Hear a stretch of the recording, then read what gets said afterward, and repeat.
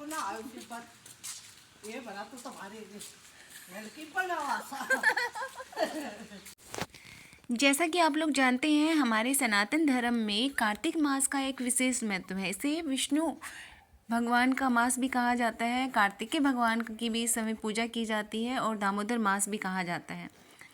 कार्तिक मास में ही दीपावली का पर्व मनाया जाता है और दीपदान का विशेष महत्व होता है। कार्तिक मास में किया गया दीपदान विशेष फलदायी होता है और कार्तिक मास में आने वाली दीपावली पर्व के बाद जो शुक्ल पक्ष की पूर्णिमा आती है, उस दिन देव दिवाली मनाई जाती है। देव दिवाली मनाने के पीछे एक पौराणिक कथा है कि एक बार त्रिपुरासुर नामक राक्षस ने पृथ्वी पर आतंक मचा दिया था और उससे भयभीत होकर देवताओं ने भगवान शिव से अनुरोध किया उसे छुटकारा दिलाने के लिए। तो भगवान शिव ने त्रिपुरासुर नामक राक्षस का वध किया और सभी को उससे मुक्ति दिलाई। उसके बाद से सारे देवतागण भगवान शिव का धन्यवाद करने के लिए काशी विश्वनाथ प्रकट हुए, अवतरित हुए और वहाँ पहुंचकर उन्होंने लाखों की संख्या में दीपक जलाकर दिवाली मनाई। तो तब से कहा जाता है कि काशी में कार्तिक पूर्णिमा के दिन देव दिवाली मनाई जाती है और लाखों हजारों की संख्या में वहाँ पर गंगा घाट पर दीपक जलाए जाते हैं और सभी लोग देव दिवाली मनाते हैं।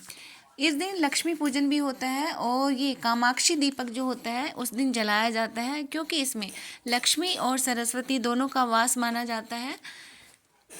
इसे गज लक्ष्मी दीपक भी कहा जाता है, अष्ट लक्ष्मी दीपक भी कहते हैं और कुबेर दीपक के नाम से भी ये जाना जाता है। तो इस दिन इसकी भी पूजा की जाती है और सभी लोग अपने घरों में और गंगा घाट पे, नदी के किनारे, तालाब के किनारे दीपदान करते हैं और गंगा जल में दीप प्रवाहित कर देव दिवाली मनाते हैं। हमारे हिंदू धर्म में इस दिन को गंगा स्नान के नाम से भी जाना जाता है, क्योंकि इस दिन गंगा नदी में स्नान करना शुभ माना जाता है। यदि आप गंगा नदी में स्नान नहीं कर सकते तो घर पर ही अपने नहाने के पानी में थोड़ा गंगा जल की बूंदें डालकर उससे स्नान कर सकते हैं। इस दिन गंगा घाट पर आरती उतारी जाती है और मान्यता यही है कि इस दिन अपने घर बाहर हर जगह दीपक हमें लगाने चाहिए, क्योंकि इस दिन देवतागण दीप पृथ्वी पर आते हैं और सबको आशीर्वाद और खुशियाँ बांट के जाते हैं। तो मैंने भी देव दिवाली मनाई और इस तरह से अपने घर को दीपक से सजाया। और वैसे भी कहा जाता है जब दीपक हमारे घर में जलता है तो उससे एक पॉजिटिव एनर्जी निकलती है, जिससे कि हमारा घर पॉजिटिविटी से भर जाता है। जो नकारात्मक शक्ति होती है वो हमारे घर से बाहर निकल जाती है और पॉजिटिविटी का वास होता है। तो इस तरह से भी ये दीपक जलाना शुभ माना जाता है और मैंने अपनी तुलसी मैया के पास भी इस तरह से दीपक जलाए और आंवला के पेड़ में, पीपल के पेड़ के पास, केले और प्लॉट में जो तुलसी थी वहाँ पर भी सारा दीपदान में करके आई।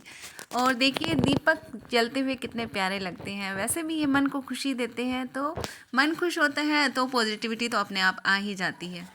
तो देव दिवाली तो एक बहाना होता है। बस इस तरह से मैंने अपने घर को सजाया और मुझे काफ़ी खुशी मिली इस चीज़ से। और हमें कोशिश यही करनी चाहिए कि बस किसी भी तरह से हमारे घर में एक खुशी का माहौल बने। ज़रूरी नहीं है उसके लिए हम किसी दिन को निश्चित रखें कि हाँ इस दिन में इस कारण से हमें ये काम करना है। वैसे भी अगर हम इस चीज़ को करते हैं तो एक पॉजिटिविटी आती है घर में और खुशनुमा माहौल बन जाता है। तो मैं तो बस खुश रहने के बहाने ढूंढती हूँ और इसमें हमें ये नहीं सोचना चाहिए कि हमारे अड़ोस पड़ोस में लोग क्या कहेंगे, किस वजह से उसने दीपक जलाए हैं। बल्कि जो समझदार होगा वो तो कुछ ना कुछ सीखेगा हमसे, और जिन्हें नहीं सीखना वो केवल कमियां निकालेंगे और कुछ ना कुछ हमारा मजाक उड़ाएंगे। तो मुझे इन चीज़ों से कोई फ़र्क नहीं पड़ता। बस जिस चीज़ से हमारे घर में खुशी का माहौल बने वो काम मैं हमेशा करती हूँ और आप सबको भी करना चाहिए, क्योंकि घर में जो स्त्री होती है वो गृह लक्ष्मी कहलाती है, अन्नपूर्णा कहलाती है। यदि वो अपने आप को खुश रखेगी तो उस वजह से पूरे घर को खुश रखा जा सकता है। तो हमेशा हमें खुश रहने के बहाने ढूंढते रहना चाहिए बस। और देखिए रोशनी में जगमगाता हुआ घर कितना प्यारा लगता है। और कहा जाता है कार्तिक मास की पूर्णिमा में जो हम दान पुण्य करते हैं उसका हमें दुगना फल मिलता है। इस चीज़ से मुझे मतलब कुछ समझ नहीं आता, कि खाली हम फल प्राप्त करने के लिए दान क्यों करें। बस ये दान पुण्य तो मेरा रोज़ चलता रहता है। खाली जो भूखे हैं उनकी भूख का एहसास होता है और उनको मैं खाना खिलाती हूँ। तो ये सुबह सुबह की मेरी डेली की मॉर्निंग रूटीन है। जो मेरे पास स्ट्रीट डॉग्स हैं उनको खाना खिलाना। तो अपनी सुबह की रूटीन करने के बाद माता जी को जैसे पानी दे दिया, चाय दे दी, मंदिर में दीपक लगा दिया मैंने नहा धो के। और आज पूर्णिमा है तो हमने मंदिर जाने की भी सोची है। तो मंदिर जाने के लिए ये सारा मैंने सामान तैयार कर लिया है और चल पड़ते हैं हम माता जी को साथ लेके मंदिर में। ये बना तो तुम्हारी लड़की पड़ा।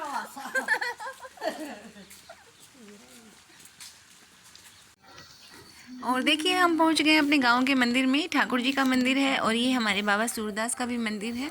यहीं पे शिवालय भी है। तो चलिए आप लोगों को भी दर्शन करवाते हैं। माता जी है हमारे आगे आगे और हम हैं पीछे पीछे।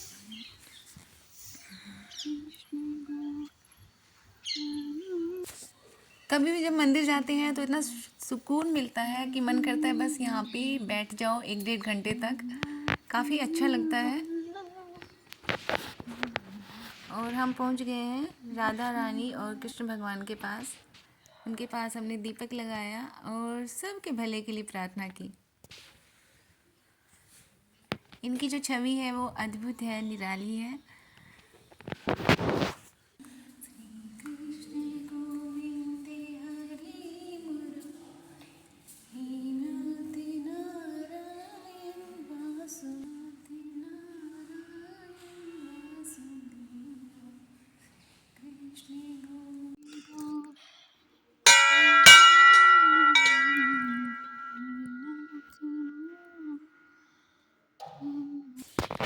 और ये है हमारे बाबा सूरदास जी।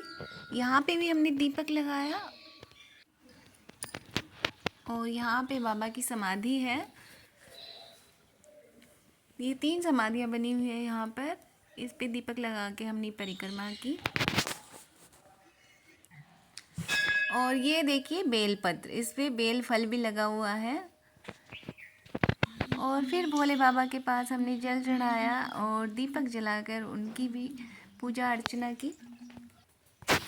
और उसके बाद आ गए पीपल के वृक्ष के पास। पीपल के वृक्ष में भी देवताओं का निवास होता है। यहाँ पे भी हमने पूजा अर्चना की फिर।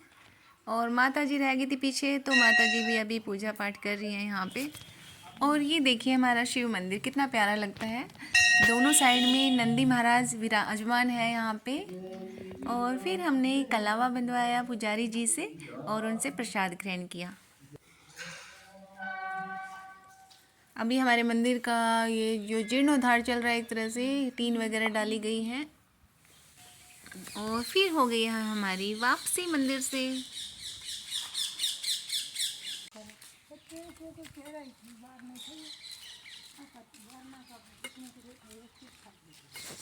घर आने के बाद डुगू को दे दी है मैंने चॉकलेट खाने के लिए। ये भी काफ़ी खुश है आज।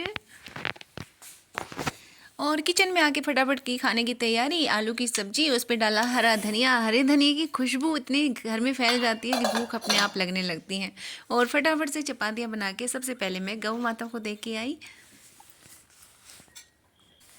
और जब गौ माता हमारी रोटी स्वीकार करती है प्यार से तो मन और भी खुश हो जाता है। तो चलिए अब लगा लेते हैं माता जी की थाली, जिसमें है आलू की तरी की सब्जी, दही और साथ में है बेसन का हलवा और ये लड्डू और चपाती। तो माता जी की थाली रेडी हो चुकी है। चलिए उनको खाना दे के आते हैं हम।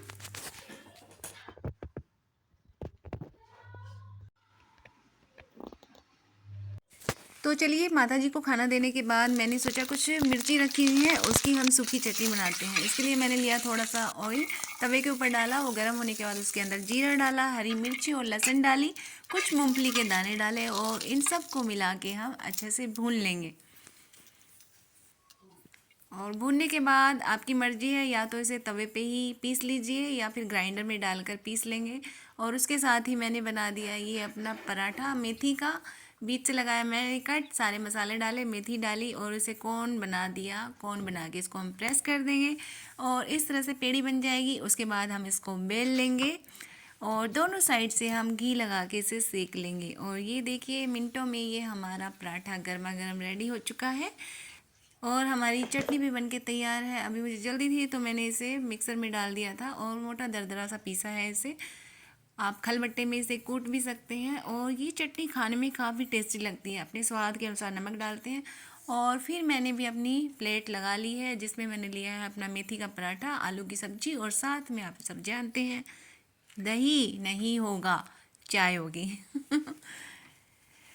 तो सर्दी में गर्मा गर्म जब चीज़ खाते हैं ना तो काफ़ी मज़ा आता है। कुछ भी खाने का हो गर्म होना चाहिए बस।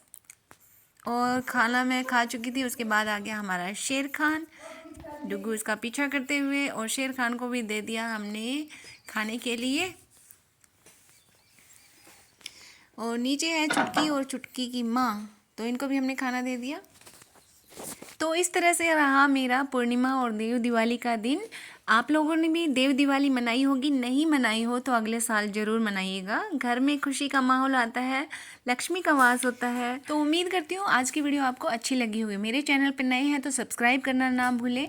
और मिलती हूँ अगली वीडियो में, तब तक के लिए टाटा बाय बाय। खुश रहिए, स्वस्थ रहिए, मस्त रहिए, हंसते रहिए, दूसरों में खुशियाँ बांटते रहिए और अपने आप को सबसे पहले खुश रखिए।